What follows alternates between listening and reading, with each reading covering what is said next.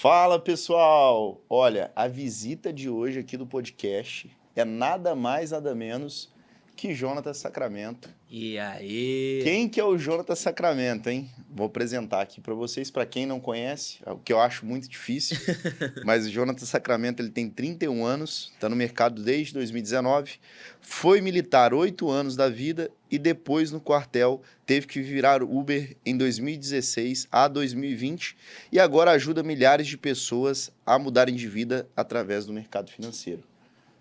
Só isso, só tudo isso. Saí de Uber a trader vencedor.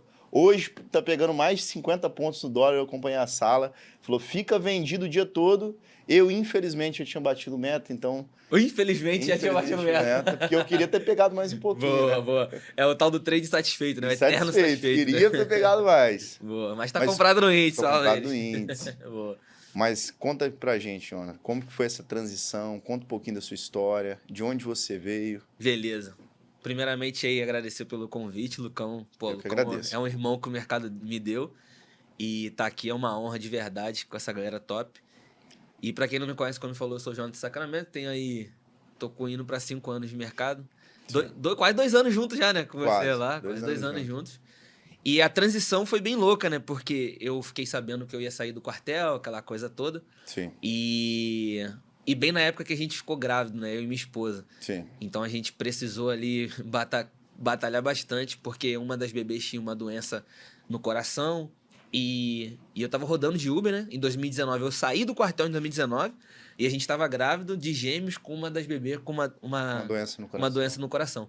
E aí, nesse período de hospital, né, ela ficou ali no hospital 94 dias e eu não tinha como trabalhar, porque a minha única fonte de renda era como motorista de aplicativo. Entendi. E aí um colega meu me procurou e falou, cara, o quanto tempo você tiver aí, eu vou te ajudar nas finanças, vou pagar suas contas e tal. Eu falei, cara... Que legal, cara. E aquilo ali pra mim foi uma atitude muito nobre. Sim. E automaticamente, a primeira pergunta que eu fiz, eu nem agradeci.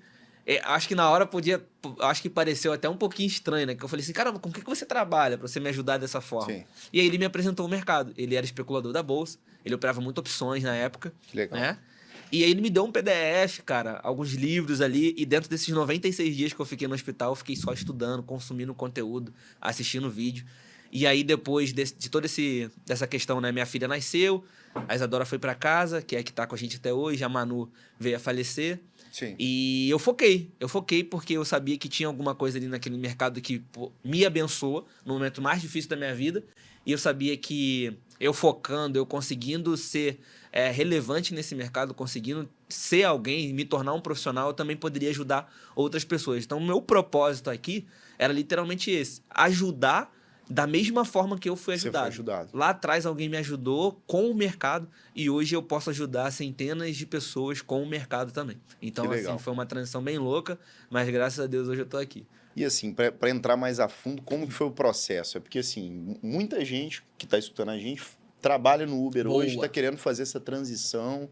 E como que foi, assim, o que você indica para essa galera? O que você errou naquele momento que você pode indicar para essa galera? Pô, perfeito, excelente pergunta. Acho que eu nunca falei sobre isso. Maneiro. Então, era muito louco, era pesado. Assim, o cara tem que ser skin the game mesmo no Uber também, né? Sim. Porque você tem que conhecer a sua cidade. Então, por exemplo, eu conhecia o Rio de Janeiro de ponta cabeça, de ponta a ponta. Então, eu conheço minha cidade, eu conheço os horários de pico da minha cidade. E os horários de pico também de trânsito. Eu conheço os lugares, assim, de movimento, balada, barzinho, que é, por exemplo, Ipanema, ali a Lapa, lugares que... Então, você tem que conhecer a cidade. Então, o que eu fazia? Eu operava de 9, né? Eu acordava cedinho, trabalhava, tipo, de 4 horas da manhã até 8 horas, ia para casa. Aí eu ficava no mercado de 9 até meio-dia e depois na parte da tarde eu só trabalhava. E final de semana era o dia todo. Direto. Porque sexta, sábado e domingo é o dia que você vai fazer a grana de verdade. Durante a semana você vai fazendo um picadinho. Agora, sexta, sábado e domingo é o dia que você tem que ralar. Porque é onde você faz a grana para você ficar tranquilo ali durante Sim. a semana. Então eu fiz muito isso durante 2020, durante 2019 e 2020 praticamente todo ali eu fiz isso. Eu trabalhava na parte da manhã cedão, pegava as corridas ali na minha própria cidade, São Gonçalo, aí voltava para casa e operava, né? Estudava ali até meio-dia e ia trabalhar. Aí voltava para casa coisa de 7, 8 horas, depois do horário de pico.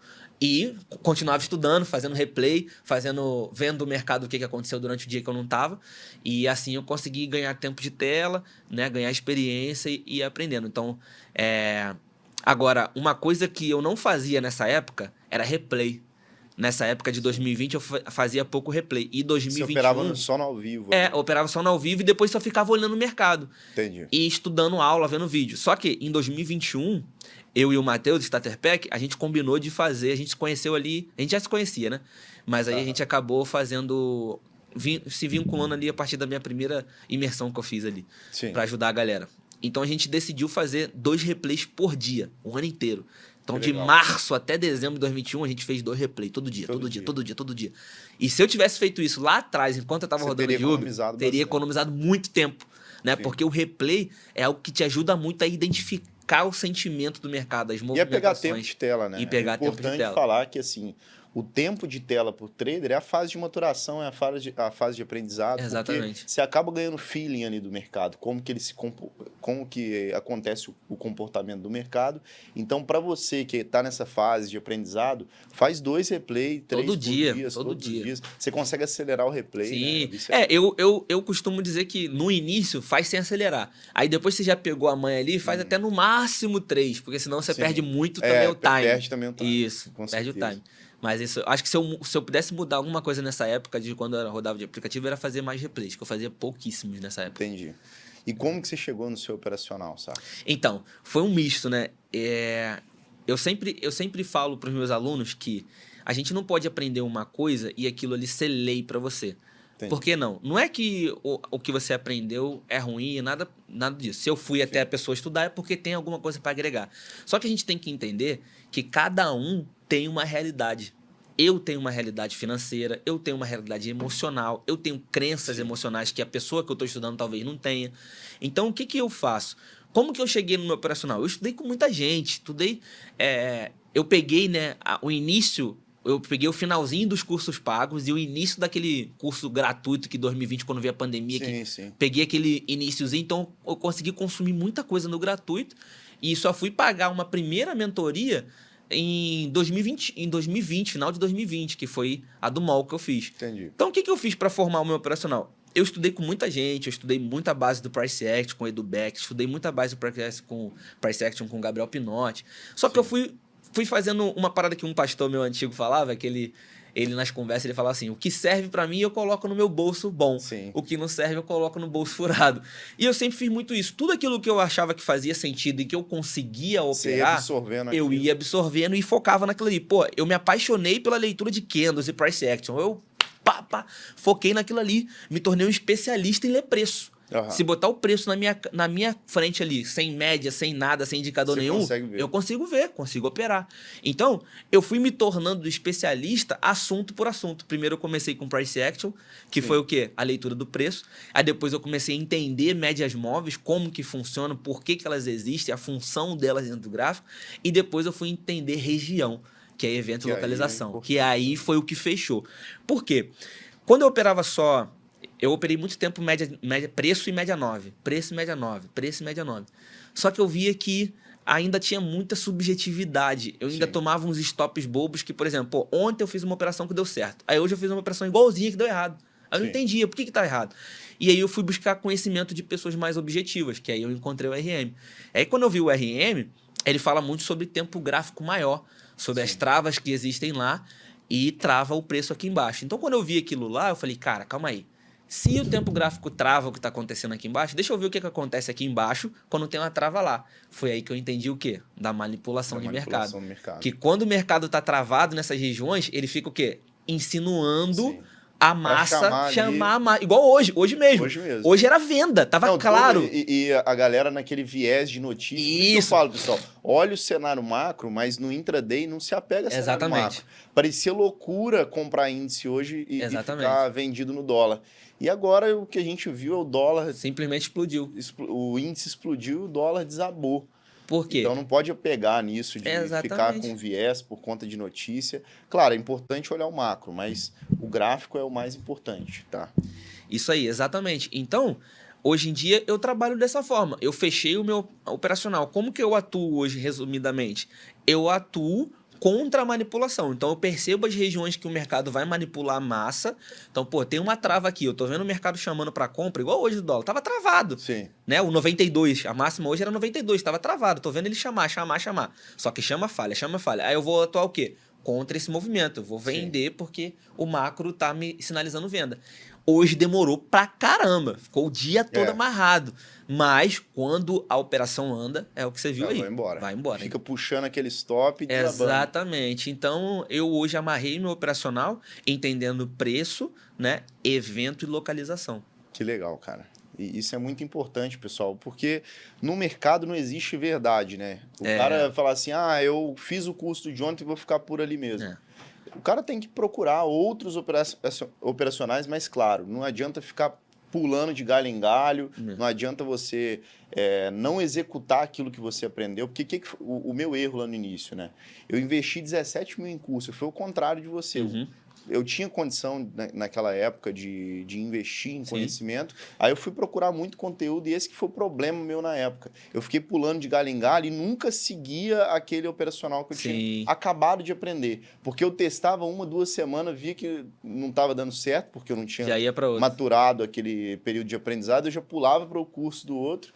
Então, nunca, de fato, conseguia chegar no meu operacional. É igual o Jonathan disse, você tem que encontrar o seu operacional no mercado. Não existe verdade absoluta. Eu conheço cara que opera tape read e ganha dinheiro, cara que olha gráfico.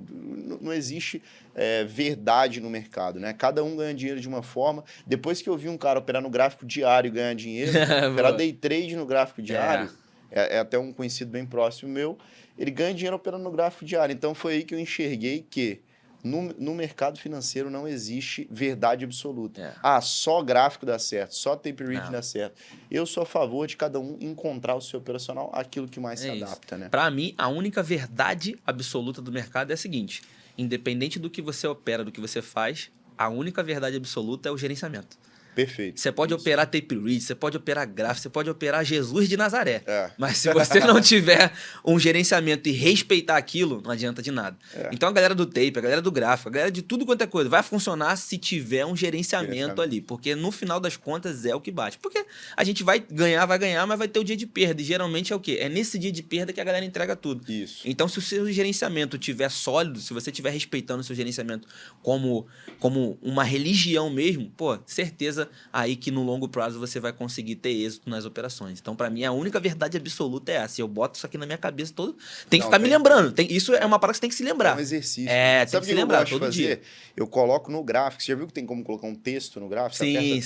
Eu coloco ali, enquanto eu estiver operando, vai ter um textinho ali, ó. Não fugir do gerenciamento. Boa, perfeito. Não aumentar a quantidade de contrato que eu delimitei. Para você, na hora que clicar para entrar na operação, opa, eu tô fugindo do que eu delimitei antes de entrar. Porque se no meio da operação você começa a enxergar coisa que não existe, né? O cara, ele quer que o mercado suba, mas o mercado é soberano. O mercado não vai subir porque você quer que ele suba, né? Não existe isso de querer algo do mercado. O mercado, ele é soberano. Ele que manda, o preço que manda, não é você.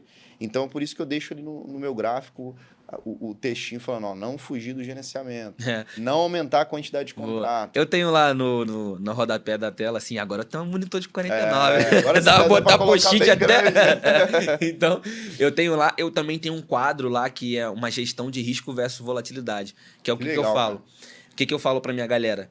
Que a alavancagem, ela precisa ser consciente. Por que a alavancagem quebra tanta gente? A gente que eu falo porque eu já quebrei muito com as alavancagem.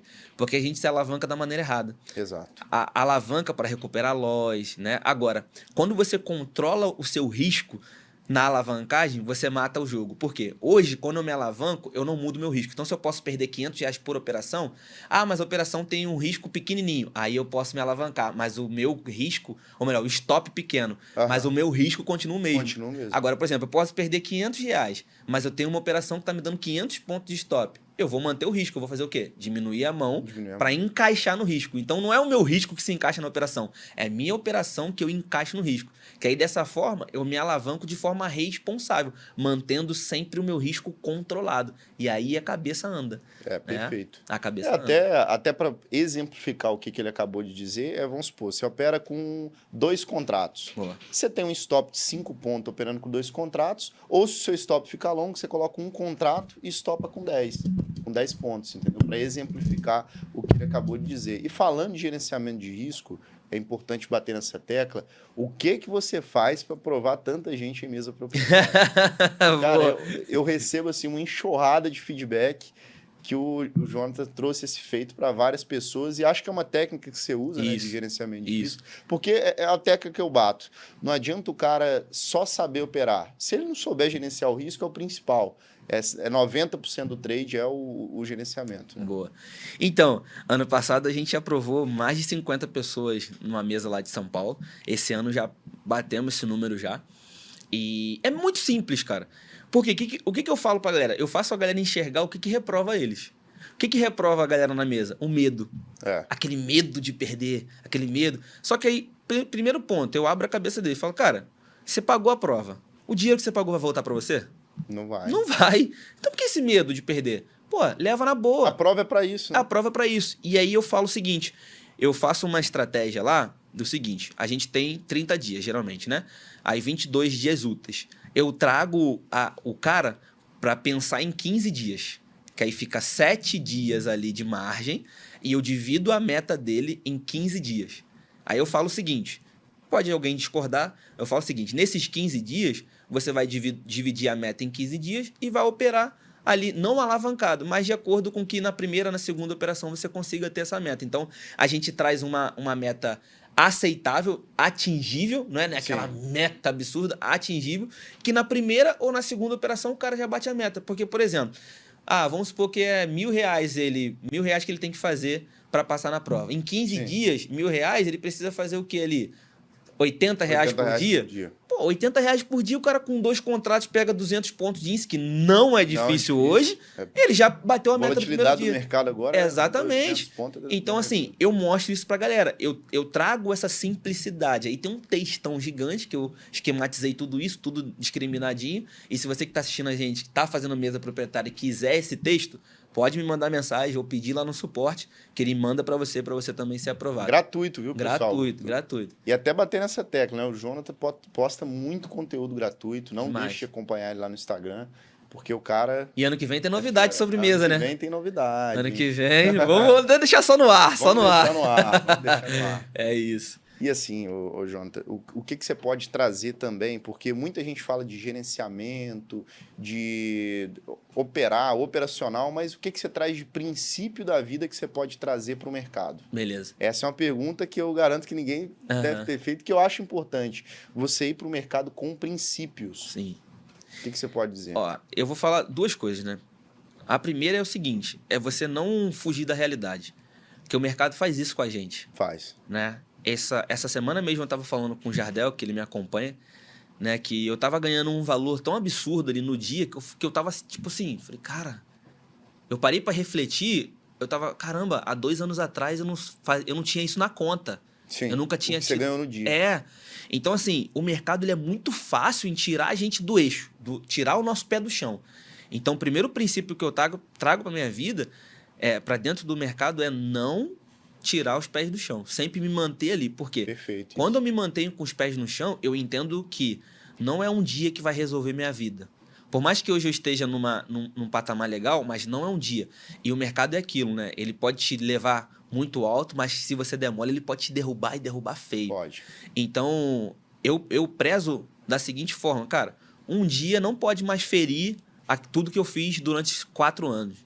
né? Porque a gente no início, a gente tem essa dificuldade, né, de aceitar o dia de perda. Então, eu até falei isso no vídeo esses dias, estava falando com a galera, que quando eu perco, e eu perco dentro do meu gerenciamento, eu me sinto um herói. Exato. Porque anteriormente era isso que me fazia o quê? Quebrar. Não respeitar. Então, eu me mantenho com o pé no chão, entendendo que, cara, não, eu respeitando aqui hoje, eu sei que eu tenho certeza que eu vou conseguir, daqui a 1 dia, 2, 3 dias, 1 mês que for, seguir e não recuperar, mas construir esse capital que foi perdido hoje, dentro do gerenciamento. Então, esse é o primeiro princípio. Todos os dias, eu tento me manter com os pés no chão, que é o que está em Coríntios, né? Em Coríntios 10, diz assim, aquele que está de pé, cuide-se para que não caia. Exato. E o lugar da consistência é isso. Consistência não é um lugar que você chega e fica para sempre. Fica para sempre. Não, você tem que todo dia se cuidar para não sair de lá. É uma guerra. E o segundo princípio que eu trago é da história de Davi, né? Davi foi um cara na Bíblia que ele foi chamado homem segundo o coração de Deus. E Davi não era perfeito. Todo mundo acha, quem não conhece a Bíblia, quando ouve isso, caramba, um homem segundo o coração de Deus, ele era perfeito.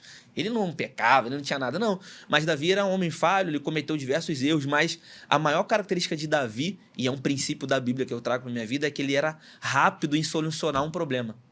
Quando Davi identificava que ele errou, quando Davi identificava que ele teve um problema, ele rapidamente corria para resolver. Ele não ficava botando a culpa em ninguém, ele não ficava terceirizando a culpa ou inventando desculpa, não. Ele simplesmente, não, calma aí, eu preciso resolver isso aqui. Ele encontrava a solução e resolvia o problema. Então, para mim, hoje o maior princípio que eu tenho é isso. Quando eu encontro um problema dentro do meu operacional, quando eu encontro um problema na minha vida, eu trato de resolver o mais rápido possível, para que aquilo ali não me trave.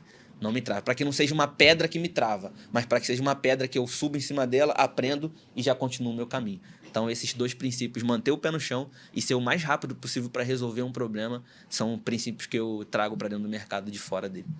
Poxa, que bacana, cara, poder escutar isso. É legal. Porque assim, pessoal, o mercado ele é mutável. Isso. Simplificando o que ele quer dizer, você tem que estar sempre em constante adaptação do momento de mercado, é olhar para o operacional, é olhar para si próprio. E até trazer isso do Davi foi muito... Por exemplo, eu encontrei esse final de ano passado, depois das eleições, o mercado mudou bastante. Mudou bastante. A volatilidade aumentou. Eu operava só o gráfico de 5 minutos e o 15, não operava 2. Só que eu percebi o quê? Eu falei, caraca, eu tenho um problema aqui. As minhas entradas estão ficando com stop de 300 pontos no índice, 400 Sim. pontos no índice. Ah, beleza, você diminui a mão. Mas, é desconfortável você aceitar um stop de 400 pontos. E você acaba ficando sem margem ali para poder operar. Então, o que eu fiz? Eu tive que me adaptar. Eu fui estudar. Comecei a estudar o gráfico de 2 minutos de novo. E eu fui ali buscando entender como que eu poderia me aproveitar do gráfico de 2 minutos através do que estava acontecendo nos tempos gráficos maiores. Então, é o que você acabou de falar. Essa confluência de olhar o tempo gráfico maior e aplicar no tempo gráfico. Isso aí, a favor do que está acontecendo lá em cima sempre. Então, isso foi uma coisa que eu precisei me adaptar, porque o mercado não ia mudar por causa de mim. O mercado tá aí, né? Tá difícil, não tá fácil, não tá sendo um ano fácil, mas a adaptabilidade faz com que eu consiga ali entender os ciclos de mercado, que como o mercado tá hoje, beleza, o mercado tá assim hoje, então eu vou por aqui. O mercado tá assim, então eu vou tirar o pé do acelerador. Então essa adaptabilidade é muito importante. Não, muito legal. Queria agradecer demais vocês terem escutado até aqui, principalmente a presença do Jonas aqui no podcast.